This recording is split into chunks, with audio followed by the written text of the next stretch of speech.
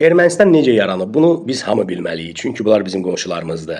1720-ci il ermənilər gəlirlər və yalvarırlar Pyotr ki, gəl bizi bu Sefevilərdən, Türklərdən, bilmirəm, Qacarlardan qutar. Pyotr, qurban olun, bizə bir ölkə yarat. Və Pyotrun həmin erməni səfiri ilə bir söhbətini qulaq asın.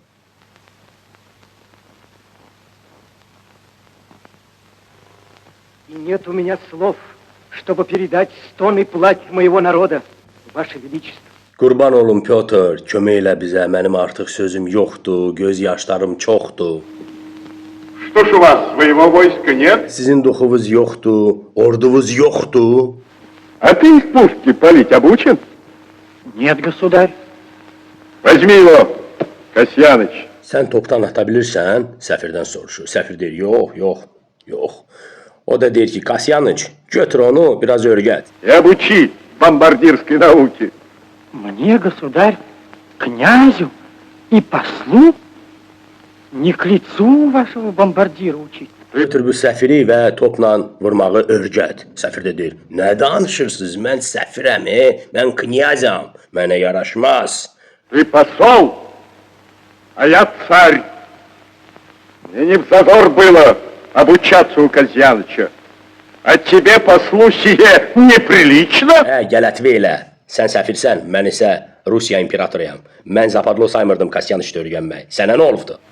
У меня на Руси я сам себе хозяин, а на твоей Армении ханы верхом сидят. Mən Rusiyada hökümdaram. Siz isə Ermənistanda xanlara imkan verirsiniz ki, sizin başınızda qoz sındırsınlar.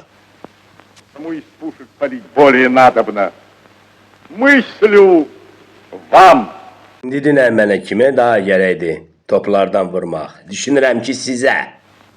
А коли будут и впредь среди бояр армянских такие, как ты, петухи, сидеть вам под властью чужеземной еще 300 лет. Nə qədər ki, sən kimi petuxlar Ermənistanda olacaqlar, o qədər də sizin üstünüzdə ömür boyu türklər oturacaqlar. 300 il minimum. Понял? Başa düşdün? А в том я вам помощь дам. Много благодарен Вашему Величеству. Bu məsələdə isə mən sizə köməklik eləyərəm. Başqa 72-lər isə deyirlər Rus imperatoruna çox sağ olasın. А все-таки далеко русскому царю до римского кесаря. İmperator gedən kimi həmin erməni deyir, nəsə bu sərf eləmir, o birisi sərf eləyir deyir bizə. O birisi ilə bəlkə imperatorla danışaq, Roma imperatoru ilə. Вот указ мой армянским князьям. Bu mənim fərmanım erməni knyazlarına.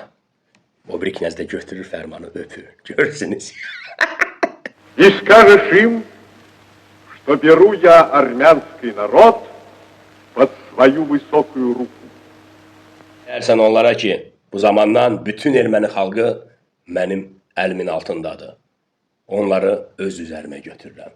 Əlimin altındadır. Və 300 ildən sonra həmin sözləri Vladimir Vladimirovich Putin davam edir. Великий российский реформатор, царь Петр Великий, в одном из своих указов написал следующее. Любопытно звучит.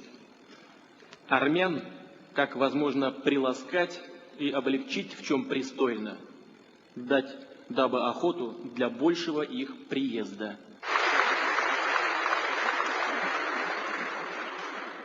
Прошло всего-то ничего, 300 лет. Сказано, сделано. Bax belə əziz dostlar, Pyotrun Qafqaza gəlişindən sonra 300 ildən sonra təxminən nəhayət ki, ermənilər arzusuna çatdılar və Ermənistan bir ölkə kimi yarandı. Təbii ki, həmin ölkənin təməlini Pyotr birinci qoyub. O olmasaydı Qafqazda nəinki ermənilər, heç Ermənistan da olmazdı. Var olun.